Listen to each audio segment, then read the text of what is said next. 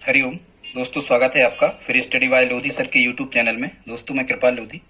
Students, आज हम आपको लेकर के आए हैं क्लास 10th मैथ्स में प्रश्नावली 3.4 के सभी भारतीय प्रश्न। दोस्तों हम इसी प्रकार के वीडियो आपके लिए लाते रहते हैं। आप हमारी प्लेलिस्ट में जाकर के देख सकते हैं। मैथ्स के, सोशल साइंस और साइंस के वीडियो क्लास 10th के हमारी प्लेलिस्ट में पहले से अपलोड हैं। और जो स्टूडेंट्स कॉम्पिटिटिव एग्जाम की तैयारी कर रहे हैं उनके लिए भी आप हमारे चैनल को सब्सक्राइब करने की सलाह दे सकते हैं। दोस्तों, यदि आप हमारे चैनल पर पहली बार आए हैं तो प्लीज इस चैनल को सब्सक्राइब कर लें, साथ में बेल आइकन पर क्लिक करें ताकि सबसे पहले नोटिफिकेशन आपको प्राप्त होता रहे। दोस्तों, यदि इस वीडियो में आप हमारे साथ अंत तक बने रहते हैं तो निश्चित रूप से आपसे इस प्रकार के आने वाले सभी प्रश्न आसानी से बन रहे होंगे। तो बगैर देर किए हुए आइए प्रारंभ करते हैं आज का टॉपिक, प्रश्नावली 3.4 के सभी भारतीय प्रश्न। फर्स्ट क्वेश्चन पढ़ते हैं। कह रहे हैं यदि हम किसी भिन्न के अंश में एक जोड़ दें तथा हर में से एक घटा दें तो भिन्न एक में बदल जाती है, तथा यदि हर में एक जोड़ दें तो यह भिन्न 1/2 हो जाती है। वह भिन्न क्या है? दोस्तों, तो हमें वह भिन्न फाइंड करना है। तो सबसे पहले हम क्या मान लेते हैं, माना वह भिन्न x/y है। इस प्रकार से माना वह जो भिन्न है वो कितनी है, x/y है। अब हम यहाँ प्रथम प्रश्नानुसार, आप लिख लेना यहाँ, प्रथम प्रश्नानुसार समीकरण बनाने पर तो क्या कह रहे हैं, यदि हम भिन्न के अंश में एक जोड़ दें, मतलब पहले तो हम भिन्न को लिख लेते हैं, बटे की लाइन बढ़ा लेते हैं। यदि अंश में एक जोड़ दें, अंश ऊपर की संख्या कहलाती है, तो इसमें एक प्लस कर दें, जोड़ने मतलब। वो फिर क्या कह रहे हैं स्टूडेंट्स, फिर कह रहे हैं यदि हम हर में से एक घटा दें, मतलब बाय में से एक माइनस कर दें, ये नीचे का पद हर कहलाता है, तो भिन्न कितनी हो जाती है, तो भिन्न एक में बदल जाती है। मतलब ये है कि बराबर लगा के हमें एक लिखना है। इसका मतलब ये है कि ये यदि हम ऐसा परिवर्तन कर दें तो ये भिन्न एक हो जाती है। तो इसका मतलब ये होता है कि बराबर लगा के एक लिखना है। अब स्टूडेंट्स हम यहाँ पर क्या करेंगे, ये प्रथम शर्तानुसार अब हम इसको एक रैखिक समीकरण में परिवर्तित करेंगे, दो चर वाले। तो यहाँ आगे देखते हैं, ये अब हमें दो चरों वाले रैखिक समीकरण में से क्या करना है, बदलना है। तो दो संख्याएं यदि बटे में लिखी हो और बीच में बराबर लगा हो तो हम क्या कर देते हैं, तिरक गुणा।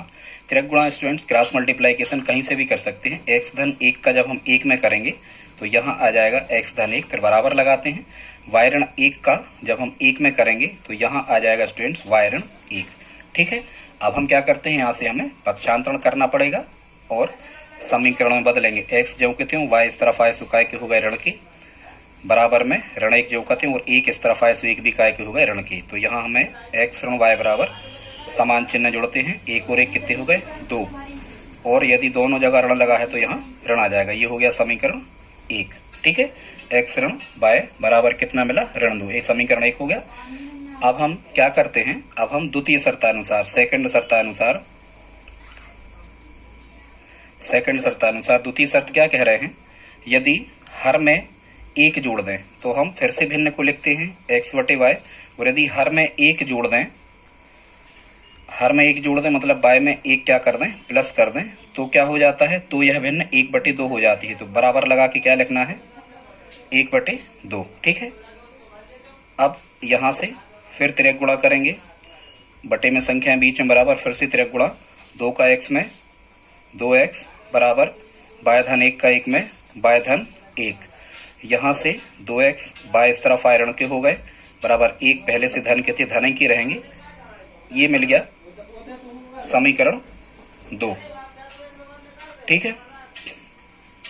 अब यहाँ हमें जो दो समीकरण मिल गए, इनको हम हल करके x और y के मान निकाल लेते हैं। यहाँ लिखते हैं समीकरण 1 व 2 से। समीकरण 1 है x ऋण y बराबर ऋण 2, और समीकरण 2 है, ये है 2x ऋण y बराबर 1। स्टूडेंट्स, इनको हल करना आसान होता है, किस मेथड से, विलोपन विधि से। ठीक है। तो इसको विलोपन विधि से हम हल करते हैं। तो कुछ नहीं करना है, यहाँ हमें समीकरण भी आपको नहीं देना है। यहाँ देखो, ये y का गुणांक पहले से यहाँ 1 है, यहाँ भी y का गुणांक पहले से 1 है, यहाँ कुछ नहीं है तो यहाँ 1 माना जाता। केवल चिन्ह एक से है तो हमें चिन्ह पलटना है, एक धन का और एक ऋण का करना है। y का विलोपन करेंगे तो y के पद कटना चाहिए। तो यहाँ हम सब चिन्ह पलट देते हैं और यहाँ हम लिखते हैं घटाने पर। यदि हमें चिन्ह पलटने की आवश्यकता पड़ती है स्टूडेंट तो यहाँ लिखा जाता है घटाने पर। तो ये धन का था तो ऋण का हो गया, ये ऋण का था तो धन का हो गया, और ये धन का था तो ऋण का हो गया। अब ऋण के 1y और धन के 1y ये घट गए, मतलब कट गए, ये 0 बचा तो हम लिखते नहीं है। अब यहाँ हम जोड़ते घटाते हैं तो 2x काय के हैं, ये ऋण के हैं अब, और x काय का है धन का, आसमान चिन्ह घटते हैं, 2x में से एक x घट गया तो x बचा काय का, बड़ी संख्या के बचते हैं, ऋण के बचे, y तो हट ही गए थे, बराबर यहाँ ऋण 2 और यहाँ क्या लिखा है ऋण 1। ठीक है स्टूडेंट, तो ऋण 2 और जो ऋण 1 होंगे ये समान चिन्ह जुड़ते हैं तो ये 3 हो जाएंगे। तो स्टूडेंट्स आगे देखते हैं, ये ऋण x मिला यहाँ और बराबर समान चिन्ह जुड़ते हैं, ये ऋण ऋण मतलब जुड़ जाएंगे, 2 और 1 कितने हो गए 3, पर बड़ी संख्या के रहते हैं, जुड़े चाहे घटें, तो ऋण 3, और दोनों पक्षों में हम ऋण का गुणा कर देते हैं तो ऋण का ऋण में गुणा यहाँ धन हो जाएगा और ऋण का ऋण में गुणा यहाँ भी धन हो जाएगा। तो x का मान कितना मिल गया हमें 3। अब क्या करना है, जो हमें x की वैल्यू मिली है इस x का मान, अब चूंकि हमें x और y दोनों मान निकालना है तो हम क्या करेंगे, हमें जो x का मान मिला है ये x का मान हम समीकरण 1 या 2 में रख देते हैं। तो यहाँ हम लिखेंगे समीकरण 1 में x का मान रखने पर, 1 में या 2 में कहीं भी रख दो, समीकरण 1 में x का मान रखने पर, जिस समीकरण में हम x का मान रखते हैं वो समीकरण हमें लिखना होगा पहले। तो समीकरण 1 है x ऋण y बराबर ऋण 2, तो इसको लिखते हैं x ऋण y बराबर ऋण 2।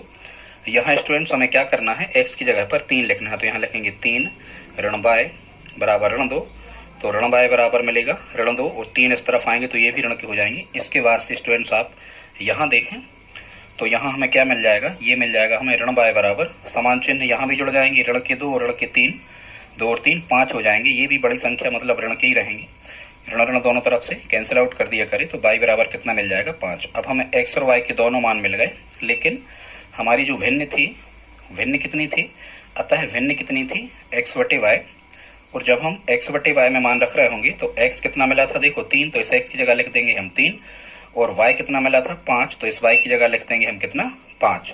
ठीक है स्टूडेंट्स, तो ये हमारा क्या हो जाएगा, आंसर हो जाएगा। तो इसका आंसर हमें कितना मिला 3/5। कहने का मतलब ये हुआ कि जो भिन्न होगी वो कितनी होगी 3/5। आई होप आप समझ गए होंगे दोस्तों। यदि इतनी सरल विधि से हमने समझाया, यदि आपको समझ में आया हो तो प्लीज आप इस वीडियो को लाइक करें। अब देखते हैं क्वेश्चन नंबर 2, इसी का सेकंड प्रश्न। स्टूडेंट्स जो सेकंड प्रश्न है इसको पढ़ते हैं। क्या कह रहे हैं,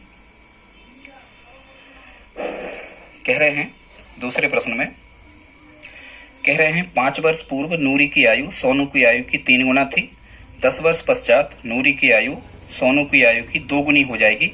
नूरी व सोनू की आयु कितनी है, मतलब यहाँ लिखा नहीं है कंप्लीट, हालांकि वर्तमान आयु इसमें आपसे पूछा जाता है। ठीक है, तो हम मान लेते हैं, पहले यहाँ नूरी लिखा तो हम यहाँ मान लेते हैं एक्स वाई, तो हमें मान नहीं है, तो जैसा ही लिखा है जिस क्रम में माना नूरी की वर्तमान आयु ही हमसे पूछा है, भले क्वेश्चन में नहीं लिखा है। माना नूरी की वर्तमान आयु x वर्ष है तथा जो सेकंड पर्सन है उसकी वर्तमान आयु क्या है, सोनू, सोनू की मान ले रहा है y वर्ष, तथा सोनू की वर्तमान आयु ठीक है कितनी है y वर्ष है, ऐसा हमने मान लिया। अब क्या कह रहे हैं स्टूडेंट्स, अब वो कह रहे हैं 5 वर्ष पूर्व की चर्चा कर रहे हैं। तो कभी भी आपसे यदि हमने ये वर्तमान माना, कभी भी यदि पूर्व की या बाद की चर्चा की जाए तो दोनों में हमें जो भी वृद्धि या कमी होती है वो दोनों में करना होता है। अब हम यहाँ से लिखेंगे जो कुछ उन्होंने कहा है, क्या कहा है 5 वर्ष पूर्व किसकी आयु, नूरी की आयु। तो 5 वर्ष पूर्व नूरी की आयु कितनी हो जाएगी, अभी नूरी कितने की है 5 साल, x साल की है वर्तमान में। यदि 5 साल पहले का कह रहे हैं तो 5 साल पहले मतलब हमें घटाना है, पहले में घटाया जाता है और बाद का कहते तो हम जोड़ते। तो 5 वर्ष पूर्व नूरी की आयु x/5 हो गई। अब हम यहाँ से 5 वर्ष पूर्व सोनू की आयु भी निकालेंगे। तो 5 वर्ष पूर्व सोनू की आयु कितनी हो जाएगी, सोनू की वर्तमान में y साल थी तो 5 साल पहले की, तो 5 को हम यहाँ से भी घटाएंगे। ठीक है, अब क्या कह रहे हैं, प्रथम प्रश्न अनुसार समीकरण बनाने पर, जब हम लिखेंगे यहाँ से प्रथम प्रश्न अनुसार समीकरण बनाने पर, तो हम कैसा समीकरण बनाएंगे देखते हैं। कह रहे हैं 5 वर्ष पूर्व नूरी की आयु, तो हम लिख लेते हैं 5 वर्ष पूर्व नूरी की आयु कितनी थी, x/5 थी। अब हमें लगाना है बराबर यहाँ, ठीक है, क्योंकि 5 वर्ष पूर्व नूरी की आयु सोनू की आयु की 3 गुना थी। अब आप ये देखो कि गुना शब्द काय के पास लिखा है, तो गुना यहाँ लिखा है, जब हम उल्टी लाइन खींच रहे हैं तो ये गुना शब्द लिखा है सोनू की आयु के पास, और गुना का मतलब होता है गुणा। तो स्टूडेंट्स ये नियम होता है भारतीय प्रश्नों का समीकरण बनाने का, जिसके पास में गुना, दूना, आधा वहां हिस्सा लिखा होता है उसी में हम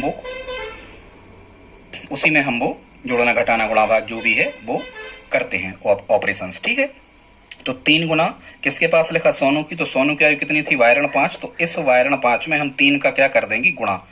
और 3 का गुणा हम कॉमन लेके इसलिए करेंगे क्योंकि यहाँ बीच में ऋण या धन चिन्ह है, ठीक है। अब यहाँ हमें x और y दो फॉर्मेट में मिल गए, तो यहाँ से हम सिंप्लीफाई करके सरलीकृत करके एक समीकरण प्राप्त करते हैं। तो यहाँ x ऋण 5 बराबर, यदि यहाँ ऋण लगा है तो इसका मतलब क्या है, 3 का y में अलग गुणा है तो 3y, 3 का ऋण 5 में अलग गुणा है तो ऋण के 15। अब हमें x y की एक तरफ करना है और अंक अंक एक तरफ, इस प्रकार से समीकरण बनता है। तो x ज्यों के त्यों, y बराबर किस तरफ धन के थे, इस तरफ आए तो ऋण के हो गए, बराबर ये ऋण 15 ज्यों के त्यों, और ये 5 बराबर किस तरफ आए तो काय के हो गए, ये धन के हो गए, बराबर किस तरफ, ऋण के थे। तो यहाँ हमें मिल गया x ऋण 3y बराबर, अब यहाँ देखो धन और ऋण असमान चिन्ह हो गए, असमान चिन्ह हमेशा घटते हैं, बड़ी संख्या में से छोटी घटती, 15 में से 5 घटे 10 बचे, और बड़ी संख्या के बचते हैं, चाहे जोड़ो चाहे घटाओ। तो x ऋण 3y बराबर कितना मिल गया, ऋण 10, ठीक है। x ऋण 3y बराबर ऋण 10, ये समीकरण फर्स्ट हो गया। अब समीकरण फर्स्ट दो चर वाले रैखिक समीकरणों के हिसाब से हमने एक्स वाई के एक तरफ और अंक एक तरफ बना लिया। अब हम पढ़ते हैं द्वितीय शर्तानुसार। तो सेकंड शर्तानुसार द्वितीय शर्त क्या है, अब हम इसको देखते हैं। आप यहाँ लिख लिया करें, सेकंड शर्तानुसार क्या कह रहे हैं, 10 वर्ष पश्चात, तो केवल इसी को हमें देखना है, 10 वर्ष पश्चात। अब आप खुद बताओ, यदि 10 वर्ष बाद नूरी की आयु, यदि 10 वर्ष नूरी की भी बड़ी होगी आयु, तो फिर सोनू की भी बड़ी होगी 10 वर्ष। जनरली ऐसा होता है, यदि एक की 10 वर्ष बढ़ रही तो दूसरे की भी 10 वर्ष क्या हुई होगी, बड़ी होगी। तो हम यहां लिखते हैं 10 वर्ष पश्चात, 10 वर्ष पश्चात किसकी, पहले हम लिख ले रहे हैं 10 वर्ष पश्चात नूरी की आयु। तो स्टूडेंट्स ये 10 वर्ष पश्चात नूरी की आयु कितनी मिलेगी, नूरी वर्तमान में कितने साल की थी, x साल की थी।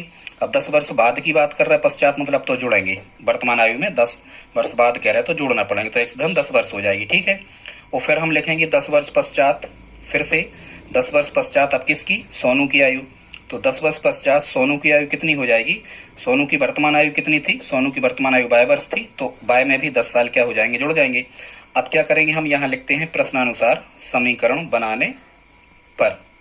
तो जब हम प्रश्न के अनुसार समीकरण यहाँ से बना रहे होंगे तो हमें क्या मिलेगा, यहाँ देखते हैं 10 वर्ष पश्चात नूरी की आयु सोनू की आयु की 2 गुनी हो जाएगी। अब आप फिर से देखो, ये 2 गुनी माने 2 का गुणा, 2 गुनी किसके पास में लिखा, सोनू के पास में। देखो 2 गुनी किसके पास में लिखा, सोनू के पास में। तो बराबर कर देंगे हम 10 वर्ष पश्चात नूरी की आयु, तो नूरी की आयु कितनी थी, x धन 10 थी, और बराबर 2 गुनी माने 2 का गुणा किसमें, सोनू के पास में लिखा है 2 गुनी, तो सोनू की यहाँ कितनी है 10 वर्ष बाद, y धन 10, तो y धन 10 में क्या कर देंगे, 2 का गुणा करते हैं, बस ये बन गया। अब यहाँ से बनाएंगे हम क्या, समीकरण से सिंप्लीफाई करते हैं सरलीकृत। तो x धन 10 बराबर 2 का y में गुणा 2y धन, यदि यहाँ धन या ऋण लगा होता है तो इसका इसमें अलग गुणा होता है और इसका इसमें अलग, तो 2 का y में गुणा 2y और 2 का धन 10 में गुणा तो धन के 20।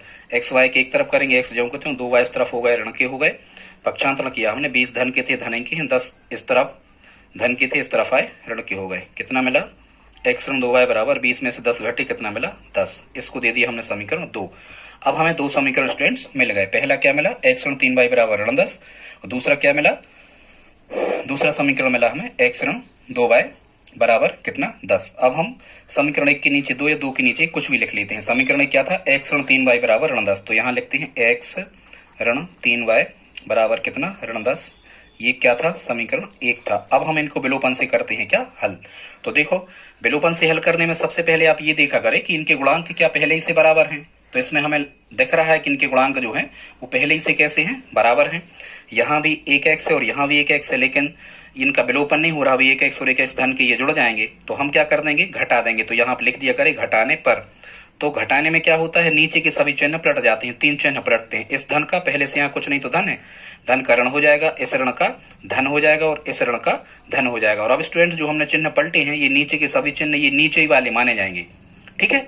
हमेशा 3 चिन्ह, एक यदि पलटो तो सभी पलट दिया करे। अब देखो विलोपन होगा पहले x का और y का मान पहले निकल आएगा, तो धन के x और ऋण के x ये कैंसिल आउट होगा, 1x में से 1x घटे 0, तो अपन काटते थे इस प्रकार से। अब देखो 2y काय के हैं ऋण की और 3y काय के हैं धन के, असमान चिन्ह घटते हैं, 3y में से 2y घटे, 1y बचे काय के धन के, क्योंकि बड़ी संख्या 3 धन के थे। अब लगाएंगे हम बराबर, धन के 10 हैं और धन के 10 हैं, तो 10 और 10 समान चिन्ह जुड़ते हैं, धन के कितने हो गए 20।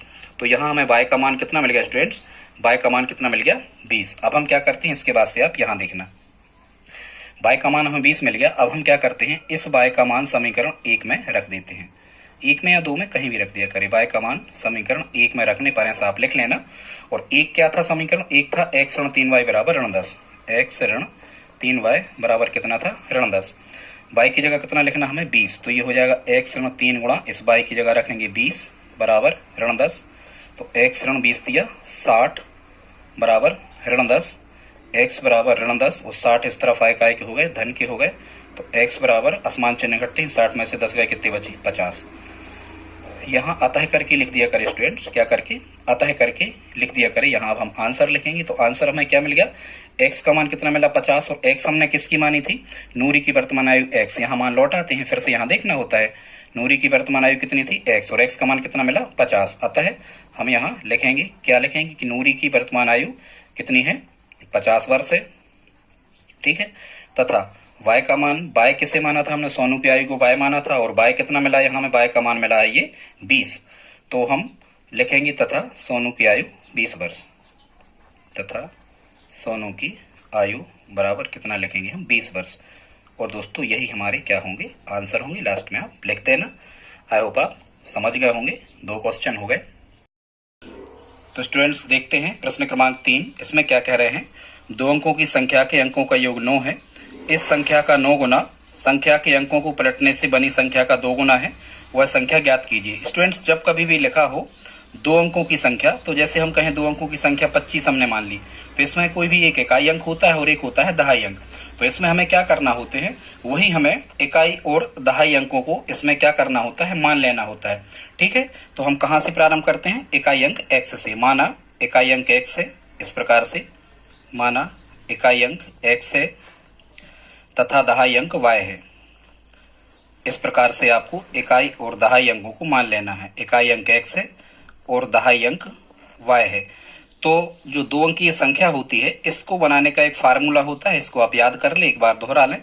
स्टूडेंट्स 2 अंकीय संख्या का फार्मूला होता है 10 गुणा दहाई अंक धन इकाई अंक। फार्मूला क्या है, 10 गुणा दहाई का अंक धन इकाई का अंक। ये 2 अंकीय संख्या को बनाने का फार्मूला है। जैसे यहाँ इकाई अंक 5 है और दहाई अंक 2 है, तो 2 गुणा 10 धन 5, तभी तो 25 आएगा, इस टाइप से। तो यहाँ जब संख्या 10 गुणा दहाई अंक धन इकाई अंक होती है, तो जब हम इस फार्मूला में मान रखेंगे स्टूडेंट, तो संख्या क्या मिलेगी, 10 गुणा दहाई, दहाई कितना माना है y, तो ये संख्या होगी 10y धन इकाई अंक, और इकाई अंक कितना माना है x, तो ये हमने मान रख दिए। तो संख्या मिल गई 10y धन x। अब क्या कह रहे हैं स्टूडेंट्स, अब कह रहे हैं इस संख्या का 9 गुना संख्या के अंकों को पलटने से बनी संख्या। ठीक, चलो खैर, अभी हम क्या प्राप्त कर ले रहे हैं, ये हमने संख्या प्राप्त कर ली। अब आप प्राप्त कर लो संख्या को पलटने पर। अब यहां हम लिख दे रहे हैं, अब संख्या को पलटने पर। तो जब भी आप संख्या को पलटोगे, संख्या को नहीं, संख्या के अंकों को जब आप पलटोगे, तो हमें संख्या पलटने पर क्या मिलेगी। देखो यहाँ 10 तो दहाई के रहेंगे, जो कहते हैं स्टूडेंट्स, इसे आप अंक नहीं मानना, 10 अंक नहीं है, वो तो दहाई के वहीं रहेंगे। अंक तो हमने y और x माने हैं, तो यदि मूल संख्या 10y धन x है, तो पलटने पे संख्या होगी 10x धन y। मतलब हम यहाँ y की जगह x लिख देंगे और x की जगह y लिख देंगे। ठीक है। तो ये हमने इतना कर लिया, ये हमें हेल्प करेगा समीकरण बनाने में। अब हम देखते हैं प्रथम प्रश्नानुसार या प्रथम शर्तानुसार। तो क्या कह रहे हैं, 2 अंकों की संख्या के अंकों का योग 9 है। अंक हमने क्या माने, x और y। तो प्रथम समीकरण तो हमें आसानी से मिल गया, अंकों का योग 9 है, इसका मतलब x धन y बराबर 9। एक समीकरण तो हमें मिल गया। अब हम पढ़ते हैं दूसरी शर्तानुसार। तो यहाँ आपको लिखना है द्वितीय शर्त के अनुसार। तो द्वितीय शर्तानुसार उन्होंने क्या कहा है, तो द्वितीय शर्तानुसार क्वेश्चन कह रहा है इस संख्या का 9 गुना।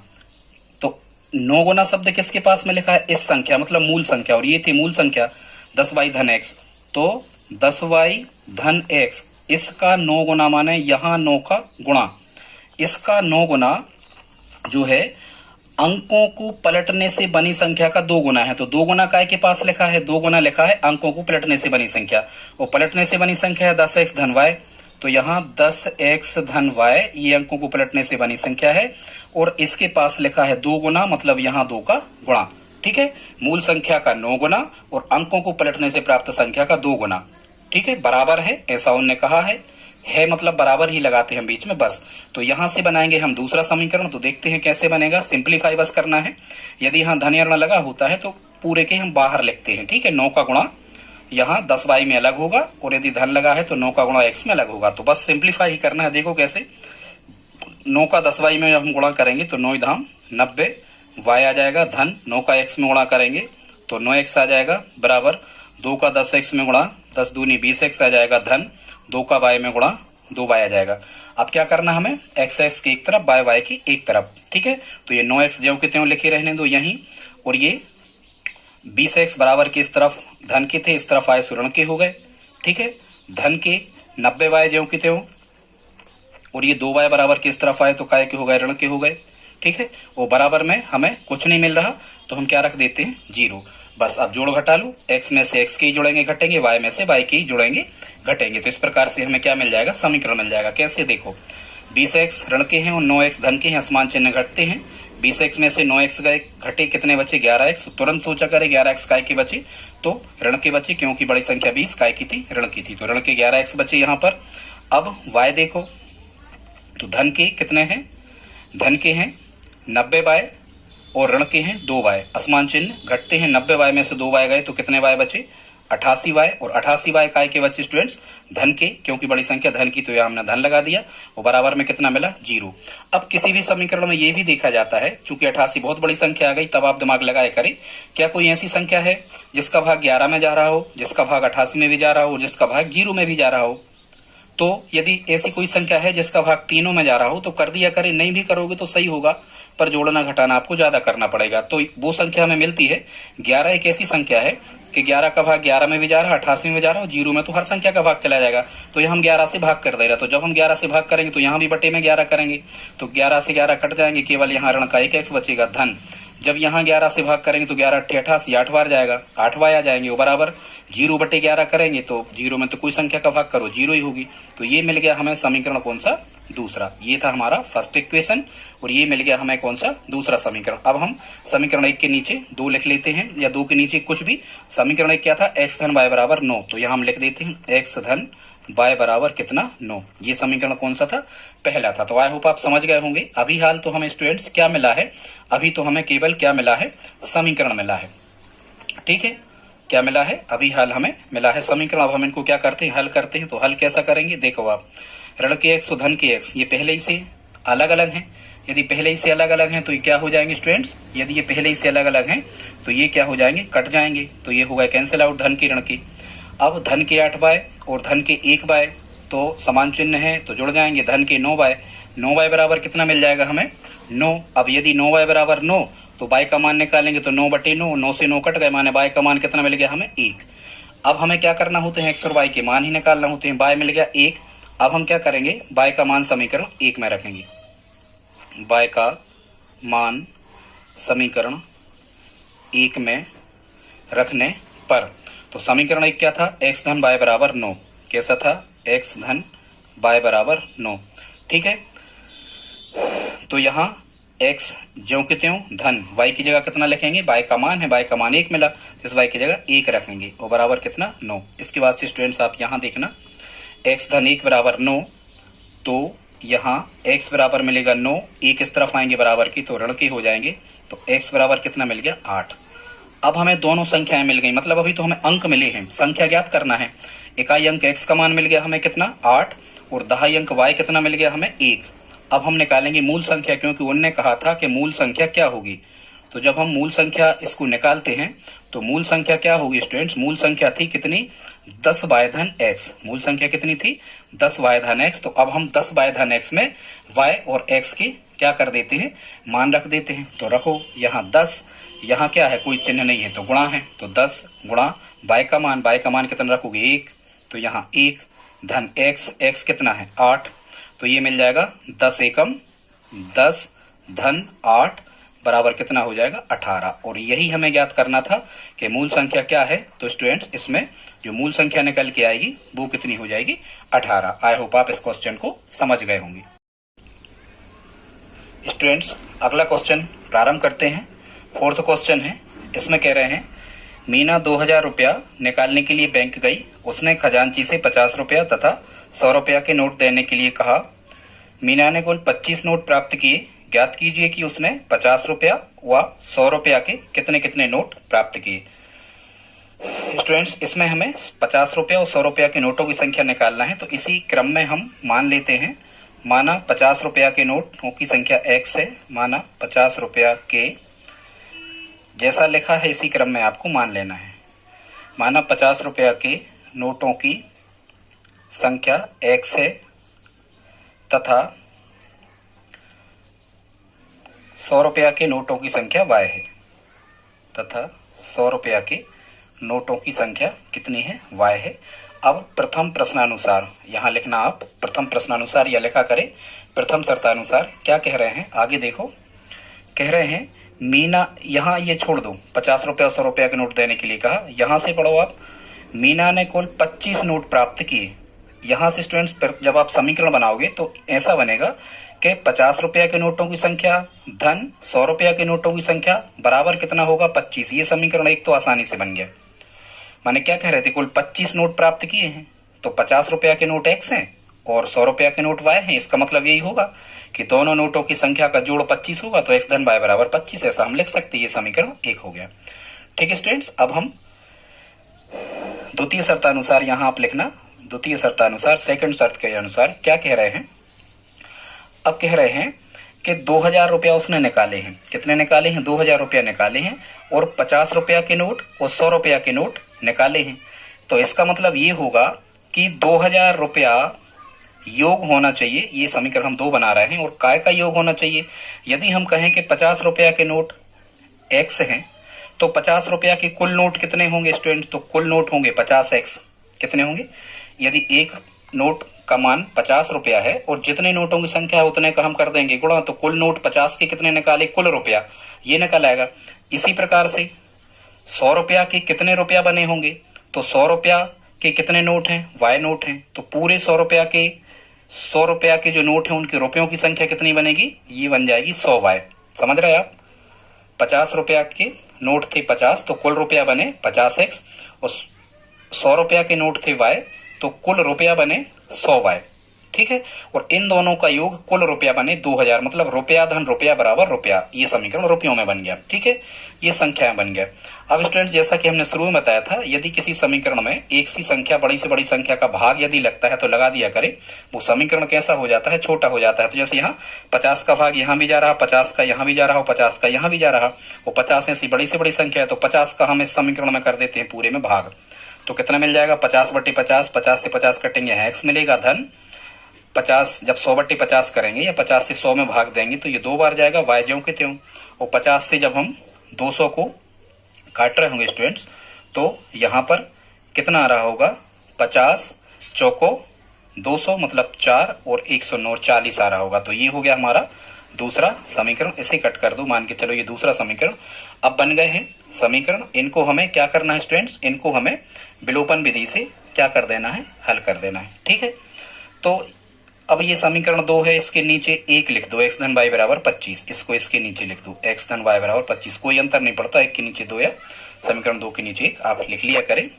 अब स्टूडेंट्स जब हम इसको सिंप्लीफाई कर रहे होंगे विलोपन विधि से, तो आप देखो x के गुणांक पहले से बराबर है, 1x यहाँ लिखा और 1x यहाँ, केवल चिन्ह समान है तो ये जुड़ जाएंगे, लेकिन हमें विलोपन करना मतलब x काटना है, तो हम इसको घटा देते हैं। यहाँ लिख दिया करें आप, घटाने पर हम नहीं लिख रहे। वो घटाने पर क्या होता है, नियम है, नीचे के सभी चिन्ह पलट जाते हैं। x धन के थे तो काय के हो जाएंगे ऋण के, ये y धन के थे तो काय के हो जाएंगे ऋण के, और 25 धन के थे तो काय के हो जाएंगे ऋण के। धन के x और ऋण के x कैंसिल आउट हो गए, असमान चिन्ह घटते हैं, 1x कट गए, 0 बचा, यहाँ कुछ नहीं। धन के 2y और ऋण के 1y, तो 2y में से 1y गए तो केवल कितना मिला, यहाँ पर कितना मिलेगा y। और यहाँ 25 ऋण के हैं, 40 धन के हैं, असमान चिन्ह घटेंगे, 40 में से 25 गए, कितना मिलेगा यहाँ 15। तो y का मान हमें मिल गया स्टूडेंट्स, कितना मिल गया 15। अब हम क्या करते हैं, इस y का मान रखते हैं समीकरण 1 में, तो यहाँ लिख दिया करें y का मान समीकरण 1 में रखने पर, y का मान समीकरण 1 में रखने पर। तो समीकरण 1 क्या था, समीकरण 1 था x धन y बराबर 25। तो यहाँ समीकरण 1 लिख दो पहले, x धन y बराबर 25, x जो कहते हैं y की जगह कितना लिखना हमें 15, तो y को हटा के यहाँ 15 रख दो बराबर 25। वो जब हम यहाँ x की वैल्यू फाइंड कर रहे होंगे तो 25 15 इस तरफ आएंगे तो ऋण के होंगे, 25 में से 15 घटी कितना बचेगा 10। ठीक है स्टूडेंट्स, तो अब आप देखो हमें एक्स और वाई के मान मिल गए 50। अब ये मान हमें लौटाना पड़ते हैं, फिर से इबारत जो अपन मानते हैं उसको पढ़ लिया कर एक्स वाई के मान निकाल के। हमेशा इबारती प्रश्नों में ऐसा ही करना होता है। 50 रुपया के नोटों की संख्या कितनी थी? एक्स, और एक्स का मान कितना मिल गया? 10। मतलब हम यहाँ लिखेंगे 50 रुपया के नोटों की संख्या, अतः करके लिखते हैं ना, 50 रुपया के नोटों की संख्या बराबर कितनी हो गई? 10। और 50 नोट 10-10 के मतलब ये 500 रुपया हो गए। ठीक है, ये कितने हो गए? 500 रुपया हो गए। और ये बाय कितना मिला हमें? 15। 100 रुपया के नोटों की संख्या हमने कितनी मानी थी? वाय। तथा यहां लिखना 100 रुपया के नोटों की संख्या कितनी थी? बाय। और बाय का मान कितना मिला हमें? 15। तो 100 रुपया के नोटों की संख्या कितनी हो गई? 15 हो गई। और यही स्टूडेंट्स हमारा क्या होगा? आंसर। यही तो कह रहे थे कि 50 के और 100 रुपया के कितने कितने नोट प्राप्त किए। तो देखो 50-50 के 10 प्राप्त किए तो ये 500 हो गए, और 100-100 के 15 नोट प्राप्त किए तो ये कितने हो गए? 1500 हो गए। 1500 और 500 जोड़े तो कुल 2000 रुपया निकाले थे। मतलब ये हमने ऑप्शन से मतलब मान रख के हमने क्या कर लिया? चेक कर लिया। स्टूडेंट्स इसका एक क्वेश्चन और बचा है, बस आप 5 मिनट और हमारे साथ रहें। यदि वीडियो अच्छा लग रहा हो तो प्लीज़ आप इसे लाइक तो कर ही दें, लाइक करने में कुछ नहीं आता। और यदि ज़्यादा ही अच्छा लगा हो, आप हमारी मेहनत को पसंद करते हो, तो प्लीज़ आप सब्सक्राइब कर लें इस चैनल को, और हमें कमेंट बॉक्स में लिखें हमसे आप किस प्रकार की वीडियो चाहते हो, मैथ्स, साइंस या सोशल साइंस में, ये हम बनाते हैं।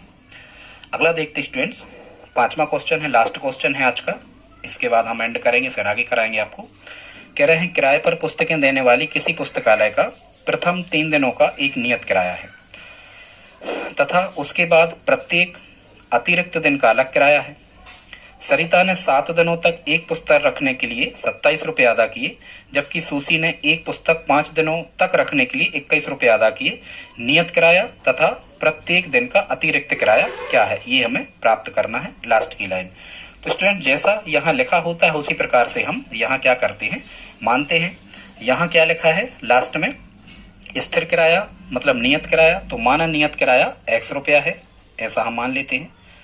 माना नियत किराया कितना है? x रुपया है। तथा यहां क्या कह रहा है? अतिरिक्त किराया भी कह रहा है। ठीक है, तो अतिरिक्त दिन का किराया कितना मान ले रहे हैं हम? 22। तथा अतिरिक्त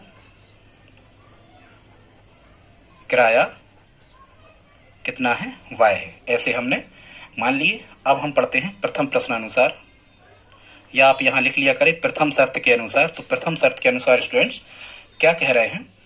प्रथम शर्त के अनुसार कह रहे हैं, यहां से हम पढ़ते हैं, सरिता ने 7 दिनों तक एक पुस्तक रखने के लिए 27 रुपया क्या किए हैं? अदा किए हैं। माने कुल रुपया कितने दिए हैं? 27। तो ये कुल रुपया तो हम 27 यहां लिखेंगे इस तरफ। ठीक है, बाकी सरिता ने 7 दिनों तक एक पुस्तक रखने के लिए 27 रुपया अदा किए हैं। तो 27 रुपया अदा उसने कैसे किए होंगे? अब हमें इस पर विचार करना है स्टूडेंट्स। तो सबसे पहले तो ये देखो कि नियत किराया x है, तो 3 दिन से ज्यादा वो कार्य कर रही है, मतलब पुस्तक पढ़ रही है, तो नियत किराया तो x रुपया ये उसे लगा ही होगा। फिर धन और कितना जोड़ेंगे? एक्स्ट्रा। तो यहां कह रहे हैं कि क्या कह रहे हैं? सरिता ने 7 दिनों तक एक पुस्तक रखने के लिए 27 रुपया अदा किए। तो x तो ये क्या था? x तो था स्टूडेंट्स क्या? नियत किराया। ठीक, अब 3 दिन तक तो नियत किराया ही लगता है, तो वो तो x रुपया होगा। लेकिन सरिता ने कितने दिन उपयोग किया है? 7 दिन उपयोग किया है स्टूडेंट्स। कितने दिन? 7 दिन उपयोग किया है। तो कितने दिन का अतिरिक्त किराया देगी? 4 दिन का अतिरिक्त किराया देगी। तो यहाँ कितने आ जाएंगे? 4। ठीक है, और 1 दिन का किराया कितना था? अपन ने माना था अतिरिक्त किराया y, तो 4 दिन का अतिरिक्त किराया कितना होगा? 4y। मतलब समीकरण एक ऐसा बनेगा कि नियत किराया धन 4 दिन का अतिरिक्त किराया बराबर कुल उसने कितने दिए हैं? सरिता ने 27 रुपया। तो पहला समीकरण बनेगा 27 से, तो 27 रुपया से। तो ये हो गया समीकरण 1। आई होप आप समझ गए होंगे। फिर हम पढ़ते हैं द्वितीय शर्तानुसार। तो द्वितीय शर्तानुसार क्या है? सुशी से बनेगा, ये सुशी जो लिखा है इससे बनेगा कौन सा समीकरण? दूसरा समीकरण। तो सुशी ने कितने दिनों तक पुस्तक का उपयोग किया है? 5 दिन तक पुस्तक अपने पास रखी है। ठीक है, तो 5 दिन यदि रखी है तो शुरुआत का किराया तो देगी वो 3 दिन का कितना? x। अब यदि 5 दिन उसने रखी है तो 3 दिन के बाद अतिरिक्त किराया लगता है, ऐसा उसमें पुस्तक में क्या है? ऐसा उसमें लिखा हुआ है कि 3 दिन के बाद अतिरिक्त किराया लगता है। ठीक है, देखो यहाँ पड़ा रहा है, ये लिखा प्रथम 3 दिनों का एक नियत किराया है, तो प्रथम 3 दिनों का एक नियत किराया तो वो हो गया x। और सुशी ने कितने दिन तक पढ़ी पुस्तक? 5 दिनों तक, तो 5 दिनों तक पढ़ी है मतलब 2 दिन अतिरिक्त। तो यदि 2 दिन अतिरिक्त हैं और 2 दिन में से 1 दिन का किराया y रुपया है तो 2 दिन का 2y। तो ये रुपया धन रुपया बराबर कुल रुपया। अब सुशी ने कुल कितने रुपया दिए हैं इन दोनों का जोड़? तो सुशी ने कुल रुपया अदा किए हैं कितने? 21, मतलब कितने? 21 रुपया अदा किए। तो बराबर हम कितना लिखेंगे? 21। ये हो गया हमारा समीकरण 2। बस यही इनको सॉल्व कर दो। विलोपन विधि से ही करते हैं हम, आसान होता है। x के नीचे x, y के नीचे y, बराबर के नीचे बराबर, सब सही है।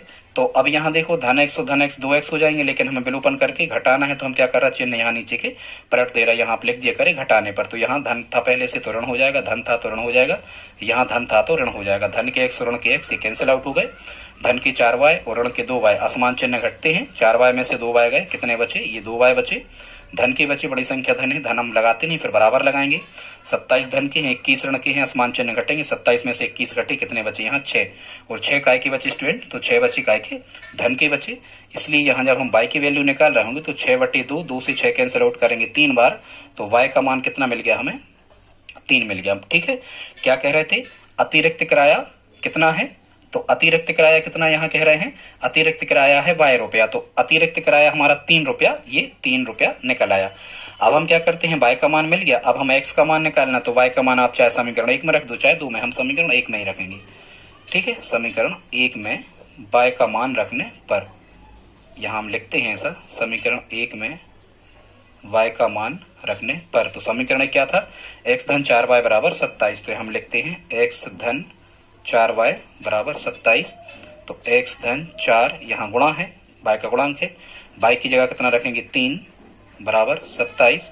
तो x धन 4 3 12 बराबर 27। तो x बराबर 27 ऋण 12। तो x बराबर 27 में से 12 घटी, कितना आ गया? ये आ गया हमारा कितना? 15 रुपया। ठीक है स्टूडेंट्स, अब वही उनने कहा था हमसे कि कौन किराया कितना है, तो यहाँ हम अतः करके और लिख देंगे। क्या लिख देंगे? यहाँ हम लिखेंगे स्टूडेंट्स अतः, ये x क्या माना था हमने? x माना था नियत किराया, तो यहाँ लास्ट में हम लिख देंगे अतः नियत किराया बराबर कितना निकला है? y का मान 3, तो नियत किराया है 3 रुपया। एक आंसर ये हो जाएगा। और फिर क्या कह रहे थे? प्रत्येक अतिरिक्त दिन का किराया, तो अतिरिक्त दिन का किराया हमने कितना माना था? y। तो यहाँ हम लिखेंगे अतिरिक्त दिन का किराया। तो अतिरिक्त दिन का किराया स्टूडेंट्स कितना निकला? अतिरिक्त दिन का किराया y, तो y नियत किराया कितना था? x रुपया। और तो नियत किराया कितना निकला है? 15। ये मिस्टेक हो गया, सुधार लेना। यहाँ नियत किराए की जगह हम कितना लिख रहे होंगे स्टूडेंट? यहाँ हम लिख रहे होंगे कितना? 15 रुपया। और अतिरिक्त किराया, अतिरिक्त दिन का किराया कितना माना था हमने? y। तो y का मान कितना निकला? 3। तो अतिरिक्त दिन का किराया कितना होगा? 3 रुपया।